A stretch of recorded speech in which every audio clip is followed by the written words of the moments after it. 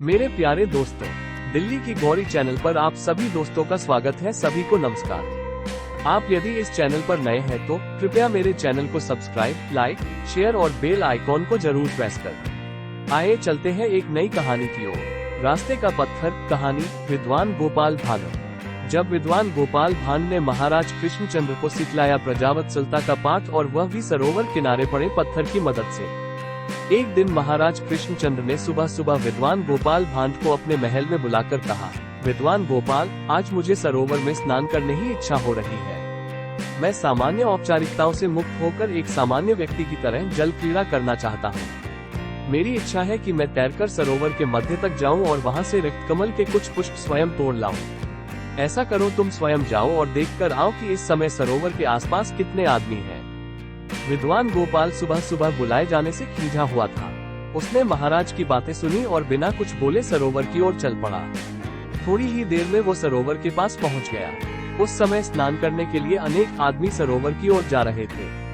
विद्वान गोपाल उन लोगों को देर तक देखता रहा, फिर वहां से लौटकर महाराज के समक्ष उपस्थित हुआ। महाराज कृष्णचंद्र ने विद्वान गोपाल को देखते ही पूछा, कहो विद्वान गोपाल, सब कुछ देखा है? सरोवर में स्नान के लिए मैं निकल सकता हूँ या नहीं? विद्वान गोपाल ने धैर्यपूर्वक उत्तर दिया, महाराज, आपने मुझे ये देखकर आने को कहा था कि सरोवर के पास कितने आदमी हैं। मैं देख आया हूँ, वहाँ सिर्फ एक आदमी है। विद्वान गोपाल के उत्तर से महाराज प्रसन्न हुए। उन्होंने कहा, तब ठीक है विद्वान गोपाल, तुम भी चलो, थोड़ी जल क्रीड़ा कर आए। विद्वान गोपाल के साथ महाराज सरोवर की ओर चल पड़े। सरोवर के पास पहुंचकर महाराज ये देखकर हतप्रभ रह गए कि सरोवर में सैकड़ों लोग स्नान कर रहे हैं। शुद्ध स्वर में महाराज ने विद्वान गोपाल से कहा, यह क्या विद्वान गोपाल, तुमने तो कहा था कि सरोवर के पास एक ही आदमी है, मगर यहाँ तो भीड़ लगी हुई है। ऐसे में जल क्रीड़ा की मेरी इच्छा तो पूरी हो ही नहीं सकती। विद्वान गोपाल भांड ने संयत स्वर में महाराज से कहा, महाराज, मैंने आपसे जो भी कहा था वो 100% सही था। मैं अब भी यही कह रहा हूँ कि सरोवर के पास केवल एक आदमी है। बाकी जो भीड़ आप देख रहे हैं वो संवेदनहीन और विवेक शून्य पुतलों की भीड़ है। इन्हें आदमी मानकर किसी तरह का संकोच करने की आवश्यकता नहीं। सरोवर में कलोल करती जिस भीड़ को देखकर आप अपनी जल क्रीड़ा की इच्छा को तिलांजलि देना चाहते हैं, उस भीड़ में ऐसा कोई भी नहीं है जिसे खुद के सिवा कुछ और भी दिखता हो।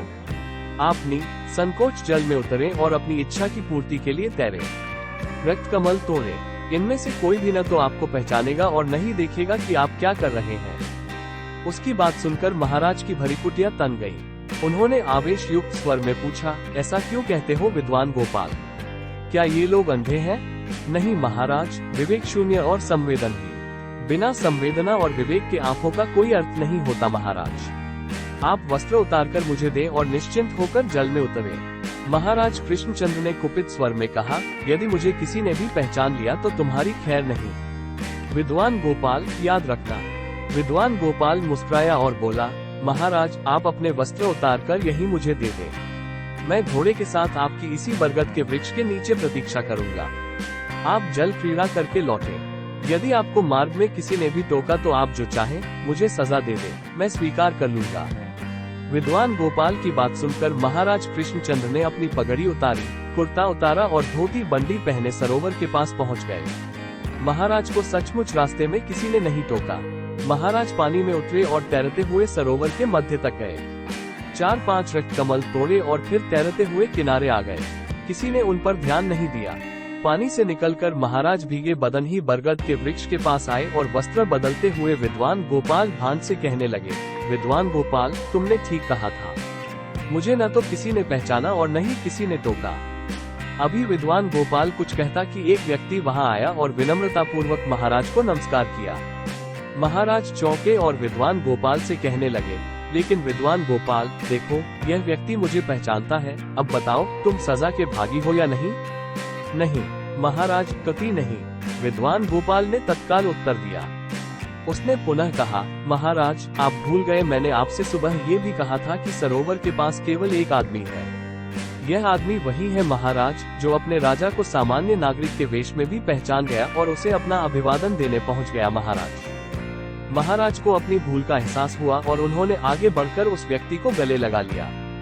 थोड़ी देर के बाद महाराज विद्वान गोपाल के साथ ही महल लौटने के लिए उद्यत हुए। रास्ते में उन्होंने पूछा, विद्वान गोपाल, तुमने ये कैसे जाना कि इतने सारे लोगों में कोई भी मुझे नहीं पहचानेगा, तथा इतने सारे लोगों के होते हुए भी तुमने ये क्यों कहा कि सरोवर के पास एक ही आदमी है? विद्वान गोपाल ने शांत भाव से कहा, महाराज, जब मैं सुबह आपके पास आया तब अशांत था। मेरा चित्त खिन्न था, रात को सही ढंग से सो नहीं पाया था, इसलिए तंद्रिल और बोझिल सा था। ऐसे में आपने मुझे सरोवर की ओर भेजा। मैं सरोवर के पास उसी बरगद के नीचे थोड़ी देर बैठकर विश्राम करने लगा ताकि चैतन्य हो लूं। मैंने देखा सरोवर की राह में एक बड़ा सा पत्थर पड़ा हुआ है। कई लोगों को उस पत्थर से चोट लग चुकी थी। मैं पत्थर के करीब गया कि उसे वहां से हटा दूं, किंतु मैं वैसा नहीं कर पाया क्योंकि पत्थर का कुछ भाग तीर में गड़ा हुआ था। मैं थककर पुनः बरगद के नीचे आकर बैठ गया।